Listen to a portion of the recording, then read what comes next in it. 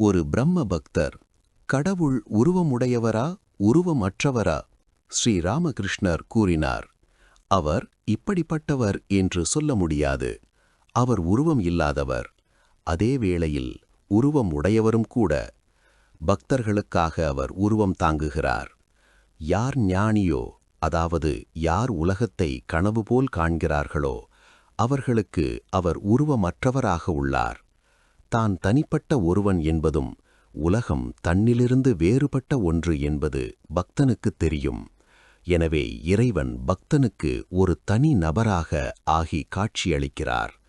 ஞானி, அதாவது வேதாந்தவாதி, இது அல்ல என்று ஆராய்ச்சி செய்கிறான்.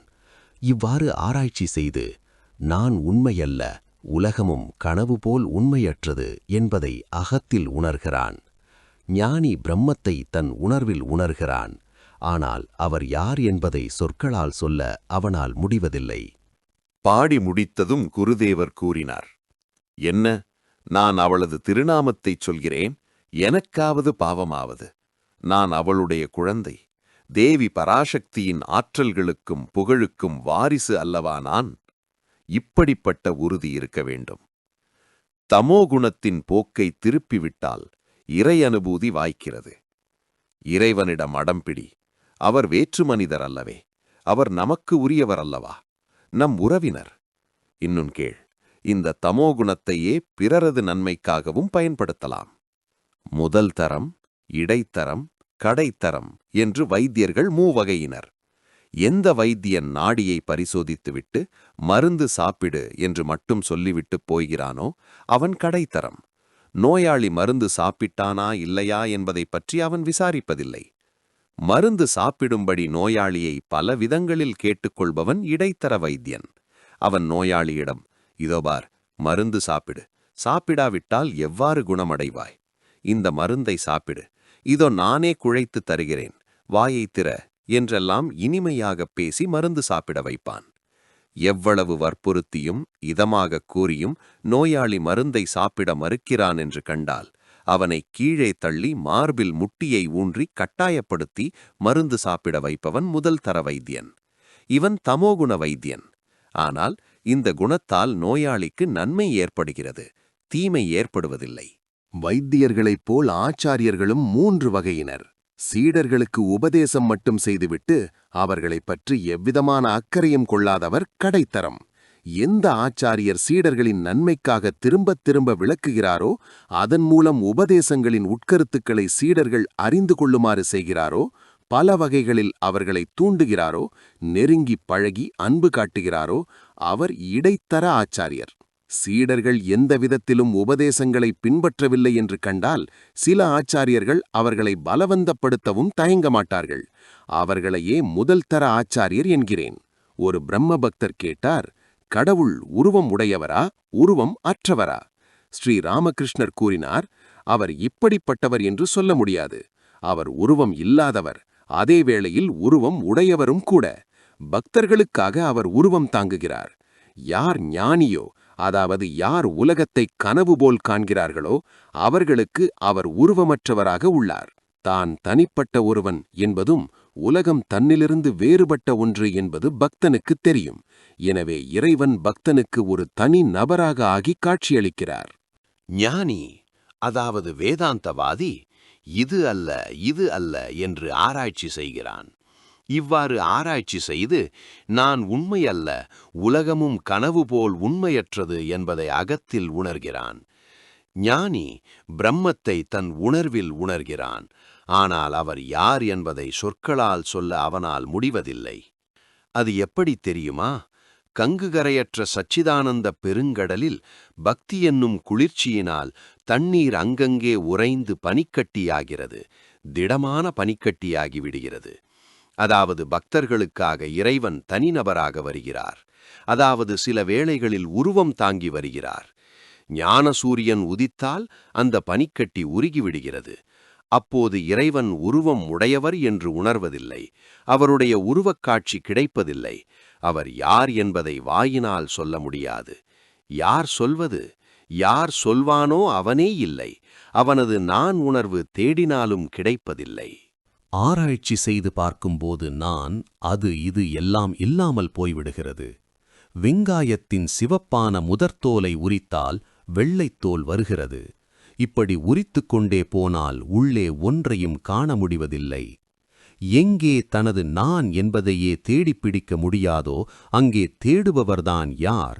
பிரம்மத்தின் இயல்பை உணர்வில் உணர்வதென்றால் என்ன என்பதையெல்லாம் அங்கே யார் கூறுவது? ஓர் உப்புப் பொம்மை கடலை அளக்கச் சென்றது. கடலில் இறங்கியதுமே அதில் கரைந்து விட்டது. பிறகு செய்தி சொல்வது யார்? பூரண ஞானத்தின் அடையாளம் என்ன? பூரண ஞானம் ஏற்படும்போது மனிதன் மௌனியாகிறான். அப்போது நான் என்ற உப்புப் பொம்மை சச்சிதானந்தம் என்ற கடலில் கரைந்து ஒன்றாகிவிடுகிறது. அங்கே வேறுபாட்டுணர்வு சிறிதும் இருப்பதில்லை. ஆராய்ச்சி முடியாதவரை மனிதர்கள் வெற்று வாதங்களில் ஈடுபடுகின்றனர். அது முடிவுற்ற அளவில் மௌனமாகிவிடுகின்றனர். குடம் நிறைந்துவிட்டால் குளத்துத் தண்ணீரும் ஒன்றாகிவிட்டால் சத்தம் எழுவதில்லை. குடம் நிரம்பாதது வரை சத்தம் வந்து கொண்டுதான் இருக்கும். கடலில் கருப்பு தண்ணீர் பகுதியை கப்பல் அடைந்தால் அது திரும்பி வராது என்று பழங்கால மக்கள் கூறுவார்கள். நான் ஒழிந்தால் எல்லா தொல்லைகளும் ஒழிந்து போகும். 1000 ஆராய்ச்சி செய்யுங்கள், நான் மட்டும் போவதே இல்லை. உங்களுக்கும் எனக்கும் நான் பக்தன் என்ற எண்ணம் நல்லது. பக்தனுக்கு பிடித்தது சகுண பிரம்மம், அதாவது இறைவன் குணங்களோடு கூடியவர் என்ற கருத்து. அவர் ஒரு மனிதராக உருவம் தாங்கி வந்து காட்சி தருகிறார், பிரார்த்தனைகளை கேட்கிறார். உங்கள் பிரார்த்தனைகள் அவரை நோக்கியே செய்யப்படுகின்றன. நீங்கள் வேதாந்திகளோ ஞானிகளோ அல்ல, நீங்கள் பக்தர்கள். இறைவனுக்கு உருவம் உண்டு என்பதை ஏற்பதாலோ ஏற்காததாலோ எதுவும் நடந்துவிடப் போவதில்லை. இறைவன் ஒரு தனிநபர். அவர் நம் பிரார்த்தனைகளுக்கு செவிசாய்க்கிறார். இந்த பிரபஞ்சத்தை படைப்பதும் காப்பதும் அழிப்பதும் அவரே. அவர் அளவற்ற ஆற்றல்களை பெற்றவர். இந்த உணர்வு இருந்தாலே போதும். பக்தி நெறியின் மூலம் அவரை அடைவது எளிது.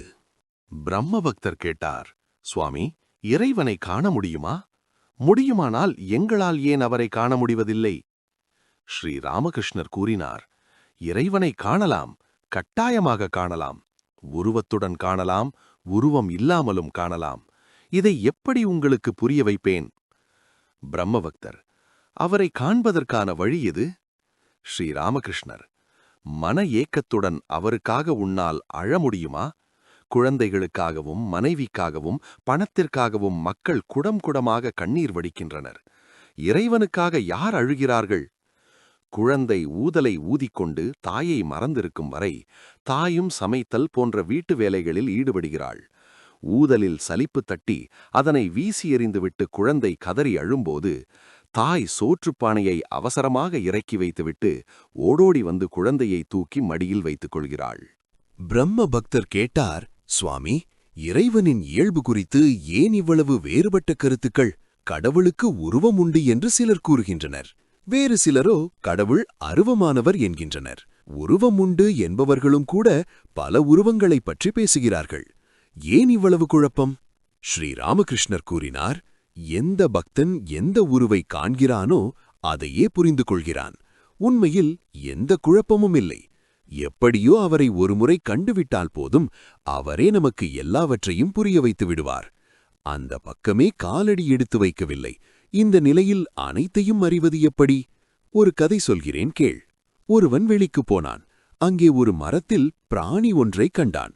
திரும்பி வந்து மற்றொருவனிடம், இதோ பார், நான் இன்ன மரத்தில் அழகிய சிவப்பு நிறமுள்ள ஒரு பிராணியைக் கண்டேன் என்றான்.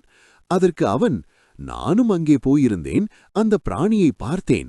ஆனால் அது எவ்வாறு சிவப்பு நிறமாக இருக்க முடியும்? அது பச்சை நிறமாயிற்றே என்றான். வேறொருவன், இல்லை இல்லை, நானும் அதை பார்த்திருக்கிறேன், அது மஞ்சள் நிறம் என்றான். இவ்வாறாக பலர் சாம்பல் நிறம், ஊதா நிறம், நீலம் என்றெல்லாம் சொன்னார்கள். அவர்களுக்குள் சண்டையே மூண்டுவிட்டது. கடைசியாக எல்லோரும் அந்த மரத்தடிக்குச் சென்றனர். அங்கே ஒருவர் உட்கார்ந்திருந்தார். அது பற்றி அவரைக் கேட்டனர். அதற்கு அவர், நான் இந்த மரத்தடியில் வசிப்பவன். அந்த பிராணியைப் பற்றி எனக்கு நன்றாகத் தெரியும். நீங்கள் ஒவ்வொருவர் சொல்வதும் உண்மைதான். அது சில வேளைகளில் சிவப்பாகவும் சில வேளைகளில் பச்சையாகவும் சில வேளைகளில் நீலமாகவும் இன்னும் எவ்வளவும் நிறங்களாகவும் இருக்கிறது. அது ஒரு பச்சோந்தி. சில வேளைகளில் நிறமில்லாமலும் அதை நான் பார்த்திருக்கிறேன். சில வேளைகளில் நிறத்துடன் சில வேளைகளில் நிறங்களில்லாமலும் இருப்பது அது என்றார். அதுபோல் இறைவனை இடைவிடாமல் எப்போதும் நினைத்துக் கொண்டிருப்பவனுக்கே அவரது இயல்பு என்ன என்பது தெரியும். அவர் பல்வேறு வடிவங்களில் காட்சி தருகிறார், பல்வேறு நிலைகளில் காட்சி தருகிறார். அவருக்கு குணம் உண்டு, அதே வேளையில் குணம் இல்லை என்பது அவனுக்கு மட்டுமே தெரியும். பச்சோந்தி பல நிறங்களைக் கொண்டது, சில வேளைகளில் நிறமற்றது என்பது மரத்தடியில் இருப்பவனுக்கே தெரியும். மற்றவர்கள் கடவுளைப் பற்றி வீண்வாதமும் சண்டையும் செய்து கஷ்டப்படுகிறார்கள். அருவக்கடவுள் என் தந்தை, உருவக்கடவுள் என் தாய் என்பார் கபீர்தாஸ். பக்தன் எந்த உருவத்தை நேசிக்கிறானோ அந்த உருவத்தில் கடவுள் காட்சியளிக்கிறார். அவர் பக்தவத்சலனாயிற்றே. வீர பக்தனான அனுமனுக்காகவே பகவான் ராம உருவத்தைத் தாங்கினார் என்று புராணத்தில் உள்ளது. வேதாந்த ஆராய்ச்சியில் உருவம் கிருவம் எல்லாம் பறந்து விடுகின்றன. பிரம்மமே உண்மை. நாமரூபங்களோடு கூடிய இந்த உலகம் உண்மையற்றது என்பதே வேதாந்தத்தின் முடிவு. நான் பக்தன் என்ற நினைப்பு இருக்கும் வரைதான் கடவுளை உருவமாகக் காணவும் அவர் ஒரு தனிநபர் என்று உணரவும் முடியும். ஆராய்ச்சி கண்ணோட்டத்தில் பார்க்கும்போது பக்தன் கொள்கின்ற நான் என்ற எண்ணம் அவனை இறைவனிலிருந்து சற்று தொலைவில் வைத்திருக்கிறது. காளி மற்றும் கண்ணன் சிலைகள் 3.5 முழம் உயரமே இருப்பதன் காரணம் என்ன தெரியுமா? தூரத்திலிருந்து பார்ப்பதால்தான். தொலைவில் இருப்பதால்தான் சூரியன் சிறியவனாகத் தெரிகிறான். அருகில் சென்றால் நீ எண்ணிப் பார்க்க முடியாத அளவிற்கு அவன் பெரியவனாகத் தெரிவான். காளியும் கண்ணனும் ஏன் கருப்பாகத் தோன்றுகின்றனர்? தூரம் காரணமாகத்தான். தொலைவிலிருந்து ஏரியை பார்க்கும்போது அதன் நீர் பச்சையாக, நீலமாக, கருப்பாகத் தெரியும். அருகில் சென்று கையில் அள்ளிப் பார்த்தால் எந்த நிறமும் இல்லாதிருப்பது தெரியும். தூரத்திலிருந்து பார்ப்பதால் ஆகாயம் நீல நிறமாகத் தோன்றுகிறது. அருகில் சென்று பார்த்தால் அதற்கு எந்த நிறமும் இல்லை. ஆகவே வேதாந்த ஆராய்ச்சியில் பிரம்மம் குணமற்றது என்கிறேன் நான். அவரது இயல்பு என்னவென்பதை சொற்களால் விவரிக்க இயலாது. ஆனால் நீ இருப்பது எதுவரை உண்மையோ அதுவரை இந்த உலகமும் உண்மை, கடவுளுடைய பல வடிவங்களும் உண்மை, கடவுளை ஒரு நபராக நினைப்பதும் உண்மை. உங்களுக்குரிய வழி பக்தி நெறி. இது மிகவும் நல்லது, எளியதும் கூட. எல்லையற்ற இறைவனை அறிய முடியுமா என்ன? அறிய வேண்டிய அவசியம்தான் என்ன? பெறுதற்கரிய மானிடப் பிறவியை பெற்ற நமக்கு வேண்டியதெல்லாம் அவரது பாதக்கமலங்களில் பக்திதான். ஒரு டம்ளர் தண்ணீரில் என் தாகம் தீர்ந்து போகும்போது குளத்தில் எவ்வளவு தண்ணீர் உள்ளது என்பதை நான் அளக்க வேண்டிய அவசியம் என்ன? அரை புட்டி கள் குடித்தாலே போதை ஏற்பட்டுவிடும் என்கின்ற போது கடையில் எவ்வளவு கள் இருக்கிறது என்ற கணக்கு வழக்கினால் எனக்கு என்ன பயன்? எல்லையற்ற அவரை அறிந்து கொள்ள வேண்டிய அவசியம்தான் என்ன? வேதங்களில் பிரம்மஞானிகளின் பல்வேறு நிலைகள் கூறப்பட்டுள்ளன. ஞானநெறி மிகவும் கடினமானது. உலகியலின், அதாவது காமினி காஞ்சனத்தின் சாயல் இருந்தாலும் ஞானம் வராது. எனவே இது கலியுகத்திற்கு ஏற்ற நெறி அல்ல. இது சம்பந்தமாக வேதங்களில் 7 தளங்களைப் பற்றி கூறப்பட்டுள்ளது. இவை மனத்தின் வெவ்வேறு மையங்களாகும். மனம் உலகியலில் உழலும்போது பிறப்புறுப்பு, குதம், தொப்புள் இவையே அதன் இடங்கள். அப்போது மேல் நோக்கிய பார்வை அதற்கு இருப்பதில்லை. காமினி காஞ்சனத்திலேயே அது சஞ்சரிக்கிறது. மனத்தின் 4ஆம் தளம் இதயம். இங்கே முதலாக உணர்வின் விழிப்பு ஏற்படுகிறது. 4 பக்கங்களிலும் ஜோதி தரிசனம் உண்டாகிறது. அந்த ஜோதியைக் கண்டு திகைக்கிறான் மனிதன். ஆ, இது என்ன, இது என்ன என்று கூவுகிறான். இதற்குப் பிறகு அவனது மனம் கீழ்நோக்கி, அதாவது உலகியலை நோக்கி இறங்குவதில்லை. மனத்தின் 5வது தளம் தொண்டை. யாருடைய மனம் தொண்டையை அடைந்து விட்டதோ அவனது அவித்யை அஞ்ஞானம் எல்லாம் நீங்கிவிடுகிறது. கடவுளைத் தவிர வேறு எதையும் கேட்பதற்கோ பேசுவதற்கோ அவன் விரும்புவதில்லை. அப்படி வேறு யாராவது பேசினால் அந்த இடத்தை விட்டு எழுந்து போய்விடுவான். மனத்தின் 6ஆம் தளம் புருவ மத்தி. மனம் அந்த தளத்தை அடையும்போது இரவு பகலாக இறைவனின் உருவ காட்சி கிடைக்கிறது. அந்த நிலையிலும் நான் என்பது சிறிது இருக்கிறது. ஈடிணையற்ற அந்த காட்சியில் மனிதன் பித்தனாகிறான். அந்த உருவத்தை தொடவும் அணைக்கவும் விரும்புகிறான். ஆனால் அது முடிவதில்லை. எப்படியென்றால், லாந்தர் விளக்கின் சுடரை தொட்டுவிடலாம் என்று தோன்றுகிறது. ஆனால் கண்ணாடி தடுப்பு இருப்பதால் தொட முடிவதில்லை. உச்சந்தலை மனத்தின் 7வது தளம். மனம் அந்த இடத்தை அடையும்போது சமாதி ஏற்படுகிறது. பிரம்மஞானிக்கு நேரடியான பிரம்ம தரிசனம் கிடைக்கிறது. ஆனால் அந்த நிலையில் உடம்பு அதிக நாள் நீடிப்பதில்லை. எப்போதும் சுயநினைவற்ற நிலையது. எதுவும் உண்ண முடிவதில்லை. வாயில் பால் ஊற்றினால் வெளியே வழிந்து விடுகிறது. இந்த தளத்தில் இருந்தால் 21 நாட்களில் உடல் வீழ்ந்துவிடும். இதுவே பிரம்மஞானியின் நிலை. உங்களுக்குரிய வழி பக்தி நெறி. அது மிகவும் நல்லது, சுலபமானது. என்னிடம் ஒருவன், சுவாமி, நீங்கள் எனக்கு சமாதி நிலையை கற்றுக் கொடுக்கிறீர்களா என்று கேட்டான். சமாதி நிலையை அடைந்துவிட்டால் எல்லா கிரியைகளும் நம்மை விட்டு விலகிவிடுகின்றன. பூஜை, ஜபம் முதலியவை உலகக் கடமைகள் எல்லாம் விலகிவிடுகின்றன. ஆரம்ப காலங்களில் கிரியைகள் பற்றி பெரிய ஆரவாரம் இருக்கும். இறைவனை நோக்கி முன்னேறும் அளவிற்கு அந்த ஆரவாரங்கள் குறைந்து கொண்டே வரும். நாம சங்கீர்த்தனம் கூட நின்று போக நேரும். சிவநாத்தை பார்த்து, நீங்கள் இங்கே வராத வரையில் உங்கள் பெயரையும் புகழையும் பற்றியெல்லாம் பேசிக் கொண்டிருந்தனர். நீங்கள் வந்ததும் அந்த பேச்சுகளெல்லாம் நின்றுவிட்டன. உங்களை பார்ப்பதே ஆனந்தம். இதோ சிவநாத் பாபு வந்துவிட்டார் என்று மட்டும் சொல்கின்றனர். உங்களை பற்றிய மற்ற பேச்சுகளெல்லாம் அடங்கிவிட்டன.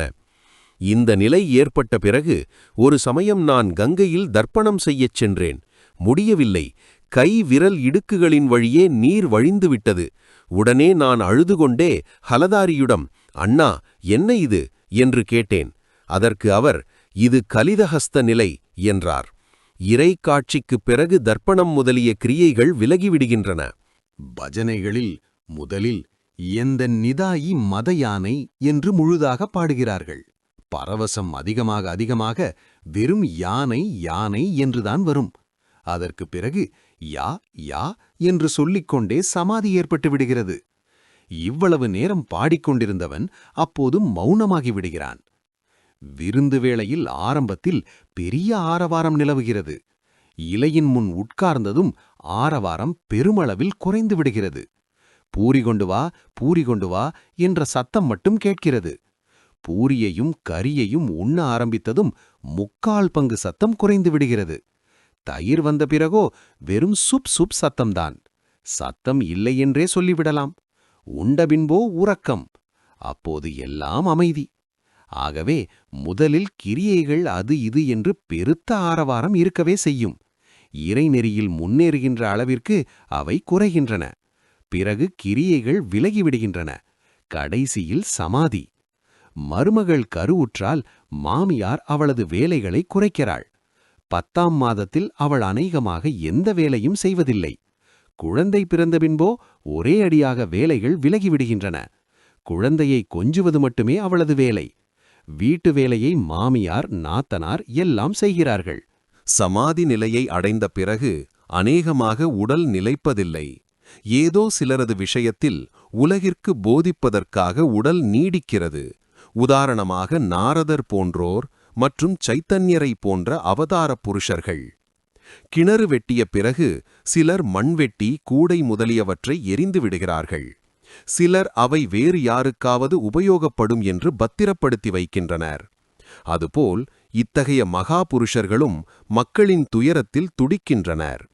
தாங்கள் ஞானம் பெற்றால் போதும் என்று நினைக்கின்ற சுயநலவாதிகள் அல்ல இவர்கள். சுயநலவாதிகளின் விஷயம் உங்களுக்கு தெரிந்ததுதானே? இங்கே ஒன்றுக்குப் போங்கள் என்றால் போக மாட்டார்கள். அதனால் உங்களுக்கு ஏதாவது நன்மை வந்துவிடும் பாருங்கள். எல்லோரும் சிரித்தனர். ஒரு பைசாவுக்கு இனிப்பு வாங்கி வரச் சொன்னால் கொஞ்சம் நக்கிப் பார்த்துவிட்டுத்தான் கொண்டு வருவார்கள். ஆனால் ஞானிகளிலும் ஆற்றல் வேறுபாடு உண்டு. சாதாரண ஞானிகள் மக்களுக்கு போதிக்க பயப்படுகின்றனர். சிறிய சுள்ளி எப்படியோ நீரில் மிதந்து செல்லும். அதன் மீது ஒரு குருவி உட்கார்ந்தாலும் போதும், மூழ்கிவிடும். நாரதர் போன்றவர்கள் வலுவான மரக்கட்டைகள். அவை தாமும் மிதக்கும். மனிதர்கள், பசுக்கள், ஏன் யானைகளை கூட ஏற்றிச் செல்லவும் செய்யும். சிவநாத் முதலியோரை பார்த்து, போகட்டும், நீங்கள் இறைவனின் ஆற்றல்கள் பற்றி இவ்வளவு வர்ணிப்பது ஏன்? இதனை நான் கேசவரிடமும் கேட்டேன். ஒரு நாள் அவர்கள் அங்கே காளி கோயிலுக்கு வந்திருந்தனர். நீங்கள் எப்படி லெக்சர் செய்கிறீர்கள் என்று கேட்க விரும்புகிறேன் என்று சொன்னேன். கங்கை படித்துறையில் உள்ள மண்டபத்தில் கூட்டம் கூடிற்று. கேசவர் பேசத் தொடங்கினார். மிக நன்றாக பேசினார். எனக்கு பரவசம் ஏற்பட்டது. பேச்சு முடிந்ததும் நான் கேசவரிடம், நீங்கள் இவற்றையெல்லாம் ஏன் இவ்வளவு தூரம் பேசுகிறீர்கள்? எம்பெருமானே, நீ எவ்வளவு அழகான மலர்களை படைத்திருக்கிறாய், நீ வானத்தை படைத்திருக்கிறாய், நட்சத்திரங்களை படைத்திருக்கிறாய், கடலை படைத்திருக்கிறாய் என்றெல்லாம் ஏன் சொல்கிறீர்கள் என்று கேட்டேன். ஆற்றல்களில் விருப்பமுடையவன்தான் இறைவனின் ஆற்றல்களை வர்ணித்துக் கொண்டிருப்பான். ராதாகாந்தர் கோயிலின் நகைகள் களவு போனபோது மதுர்பாபு கோயிலில் சென்று, கடவுளே, அவமானம், உமது நகைகளையே உம்மால் காப்பாற்றிக் கொள்ள முடியவில்லையே என்று கூறினார். அவரிடம் நான், என்ன அற்ப புத்தி உங்களுக்கு? லக்ஷ்மி தேவியே யாருக்கு பணிப்பெண்ணாக பாத சேவை செய்கிறாளோ அவருக்கு செல்வத்திற்கு என்ன குறைவு? உங்களுக்குத்தான் இந்த நகைகள் ஏதோ பெரிய விஷயம். அவருக்கு இவை வெறும் மண்ணாங்கட்டிகள். சி சி, இவ்வளவு அற்பமாகப் பேசுவது உசிதமல்ல. எந்த செல்வத்தை நீங்கள் அவருக்கு கொடுத்துவிட முடியும் என்றேன். அதனால்தான் சொல்கிறேன், யாரிடம் ஆனந்தம் கிடைக்கிறதோ அவரையே மக்கள் நாடுகிறார்கள். அவருடைய வீடு எங்கே இருக்கிறது, எத்தனை வீடுகள், எத்தனை தோட்டங்கள், எவ்வளவு பணம், எத்தனை வேலைக்காரர்கள் போன்ற விவரங்களாலெல்லாம் என்ன பயன்? நரேந்திரனை பார்க்கும்போது நான் எல்லாவற்றையும் மறந்து விடுகிறேன். அவனது வீடு எங்கே உள்ளது, அவனது தந்தை என்ன செய்கிறார், அவனுக்கு எத்தனை சகோதரர்கள், இவற்றை மறந்து போய்க்கூட நான் அவனிடம் கேட்டதில்லை. இறைவனின் இன்ப ரசத்தில் மூழ்கிவிடு. அவரது படைப்பு எல்லையற்றது, அவரது மகிமை வரம்பற்றது போன்ற விவரங்களால் நமக்கு என்ன பயன்? கந்தர்வர்களையும் பழிக்கும் இனிய குரலில் குருதேவர் ஆனந்தம் ததும்ப பாட ஆரம்பித்தார். ஆனால் இறைக்காட்சிக்குப் பிறகு பக்தனுக்கு அவருடைய திருவிளையாடல்களை பார்க்க வேண்டும் என்ற ஆசை ஏற்படுகிறது. ராவணனை கொன்றபின் ராமச்சந்திரர் அரக்கரின் நகரத்திற்குள் நுழைந்தார். கிழவியான நிகஷா பயந்து ஓடத் தொடங்கினாள். அதைக் கண்ட லக்ஷ்மணன் ராமனிடம், அண்ணா, எவ்வளவு வயதான கிழவி, எத்தனை பிள்ளைகளை இழந்திருக்கிறாள், இவளுக்கு உயிரைப் பற்றி இவ்வளவு பயம், இப்படி ஓடுகிறாளே, இதை என்னவென்று சொல்வது என்றான். ராமச்சந்திரர் நிகஷாவுக்கு அபயம் அளித்து அவளை தம்மிடம் வரவழைத்து அதை அவளிடம் கேட்டார். அதற்கு நிகஷா, ராமா, நான் இத்தனை நாள் பிழைத்திருந்ததால்தான் உன்னுடைய இவ்வளவு லீலைகளை பார்க்க முடிந்தது. இன்னமும் உயிர் வாழ்ந்தால் எத்தனையோ லீலைகளை பார்ப்பேனே என்றாள். எல்லோரும் சிரித்தனர். சிவநாத்தை பார்த்து, உங்களை பார்க்க வேண்டும் என்று எனக்கு ஆசை ஏற்படுகிறது. தூயவர்களை பார்க்காமல் எப்படி வாழ்வது? தூயவர்கள் முந்திய பிறவியில் எனது உறவினரோ என்று தோன்றுகிறது. பிரம்ம பக்தர் கேட்டார், சுவாமி, நீங்கள் மறுபிறவியை நம்புகிறீர்களா? ஸ்ரீராமகிருஷ்ணர் கூறினார், ஆம், மறுபிறவி உண்டு என்று கேள்விப்பட்டிருக்கிறேன். நமது சிற்றறிவைக் கொண்டு இறைவனுடைய செயல்களை எப்படி அறிந்து கொள்ள முடியும்? பலர் கூறியிருக்கிறார்கள், எப்படி நம்பாமல் இருப்பது? பீஷ்மர் உடலை விடும் நேரம் அம்பு படுக்கையில் படுத்திருக்கிறார். பாண்டவர்கள் கிருஷ்ணருடன் நின்று கொண்டிருக்கிறார்கள். பீஷ்மரின் கண்களில் கண்ணீர் பெருகுவதை பாண்டவர்கள் பார்க்கின்றனர். அப்போது அர்ஜுனன் கிருஷ்ணரிடம், கிருஷ்ணா, இது என்ன விந்தை? தாத்தா பயங்கரமான உறுதிமொழியை எடுத்து அதன்படி வாழ்பவர், சத்தியமே உருவானவர், புலன்களை வென்றவர், ஞானி, அஷ்டவசுக்களில் ஒருவர், உயிர் போகும் தருணத்தில் மாயையின் வசப்பட்டு அழுகிறாரே என்றான். பீஷ்மரிடம் கிருஷ்ணர் இதை தெரிவித்தார். அதைக் கேட்ட பீஷ்மர், கிருஷ்ணா, நான் அதற்காக அழுவல்லை என்பது உனக்குத் தெரியும். பகவானே பாண்டவர்களுக்குச் சாரதியாக இருந்தும் அவர்கள் படுகின்ற துன்பங்களுக்கு முடிவே இல்லாமல் இருக்கிறது. இதை எண்ணித்தான் பகவானுடைய காரியங்கள் எதையும் புரிந்து கொள்ள முடியவில்லையே என்று அழுகிறேன் என்றார். இரவு 8:30 மணியாயிற்று. திருவிழா மண்டபத்தில் மாலை வழிபாடு தொடங்கியது. நிலவொளி எங்கும் பரவியிருந்தது. தோட்டத்துச் செடி கொடிகள் மரங்கள் எல்லாமே நிலவொளி வெள்ளத்தில் மிதந்து கொண்டிருந்தன. சமாஜ அறையில் பாடல் ஆரம்பமாகியது. பகவான் ஸ்ரீ ராமகிருஷ்ணர் பக்திப் பெருக்கு மேலிட்டவராக ஆடத் தொடங்கினார். பிரம்ம சமாஜ பக்தர்கள் மத்தளம் முதலிய வாத்தியங்களை வாசித்தபடி அவரை சுற்றி சுற்றி ஆடினர். இறைகாட்சி பெற்றவர்கள் போல் அனைவரும் பரவசத்தில் திளைத்தனர். ஹரிநாமம் மேலும் மேலும் ஓங்கி ஒலிக்கலாயிற்று. கிராமவாசிகளுக்கு பகவானின் திருநாமத்தை கேட்பதற்கான வாய்ப்பு கிடைத்தது. அதற்காக அந்த பூஞ்சோலையின் சொந்தக்காரரான வேணிமாதவருக்கு அவர்கள் மனத்திற்குள் நன்றி செலுத்தினர். பாடல்கள் முடிந்ததும் குருதேவர் தரையில் வீழ்ந்து தேவியை வணங்கினார். பாகவதம், பக்தன், பகவான், ஞானியரின் திருவடிகளை வணங்குகிறேன். பக்தர்களின் திருவடிகளை வணங்குகிறேன். உருவக்கடவுளை வழிபடுகின்ற பக்தர்களின் பாதமலர்களை வணங்குகிறேன். அருவக்கடவுளை வழிபடுகின்ற பக்தர்களின் அடிமலர்களை வணங்குகிறேன். முற்கால பிரம்மஞானியரின் திருவடிகளையும் பிரம்ம சமாஜத்தினரான இக்கால பிரம்மஞானியரின் திருவடிகளையும் வணங்குகிறேன் என்று கூறியபடியே வணங்கி எழுந்தார். வேணிமாதவர் நல்ல விருந்திற்கு ஏற்பாடு செய்திருந்தார். கூடியிருந்த பக்தர்கள் எல்லோருக்கும் வயிறும் மனமும் நிறைய விருந்தரித்து மகிழ்ந்தார். ஸ்ரீராமகிருஷ்ணர் பக்தர்களோடு ஆனந்தமாக உணவை உட்கொண்டார். புதன், நவம்பர் 15, 1882. குருதேவர் சியாம்பகூரில் வித்யாசாகரின் பள்ளிக்கு ஒரு வண்டியில் வந்திருந்தார். மாலை 3 மணி இருக்கும். பள்ளியிலிருந்து மாவையும் தம்மோடு வண்டியில் ஏற்றிக்கொண்டார். வண்டியில் ராக்காலும் வேறு ஓரிரு பக்தர்களும் இருந்தனர். வண்டி சித்பூர் சாலை வழியாக மைதானத்தை நோக்கி மெல்லச் சென்று கொண்டிருந்தது. குருதேவர் மைதானத்தில் நடக்கும் வில்சன் சர்க்கஸை பார்க்கச் சென்று கொண்டிருந்தார். மது அருந்தியவனைப் போல் ஆனந்த போதையில் மிதந்து கொண்டிருந்தார் குருதேவர். ஒரு சிறு குழந்தையைப் போல் முகத்தை வண்டிக்கு வெளியே நீட்டியவாறு அந்த பக்கமும் இந்த பக்கமும் வேடிக்கை பார்த்து கொண்டும் அதே வேளையில் தெருவில் சென்று கொண்டிருந்தவர்களை குறித்து அன்பர்களிடம் பேசிக்கொண்டும் சென்றார். மாவிடம், இதோ பார், எல்லோருடைய நோக்கமும் கீழ்நோக்கியதாக உள்ளது.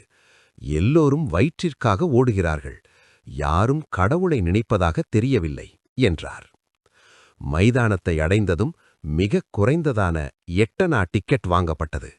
பக்தர்கள் குருதேவரை அழைத்துச் சென்று ஓர் உயர்ந்த இடத்தில் பெஞ்சின் மீது அமர்த்தினர். குருதேவர் மிக்க மகிழ்ச்சியோடு, ஆஹா, இந்த இடத்திலிருந்து நன்றாக பார்க்க முடியும் என்று கூறி பூரிப்படைந்தார். நீண்ட நேரம் பல சாகச காட்சிகள் நடைபெற்றன. வட்ட பாதையில் குதிரை ஒன்று மிக வேகமாக ஓடியது. அதன் மீது ஓர் ஆங்கிலப் பெண் ஒற்றைக் காலில் நின்று கொண்டிருந்தாள். வழியில் இரும்பு வளையங்கள் பொருத்தப்பட்டிருந்தன. குதிரை அந்த வளையங்களின் கீழ் ஓடும்போது அவள் அந்த வளையத்தின் வழியாக குதித்து மீண்டும் குதிரையின் மீது ஒற்றைக் காலில் நின்றாள். குதிரை பல முறை வளையங்களின் கீழ் ஓடியது. அந்த பெண் குதிரை மீது குதித்து அதுபோல் நின்றாள்.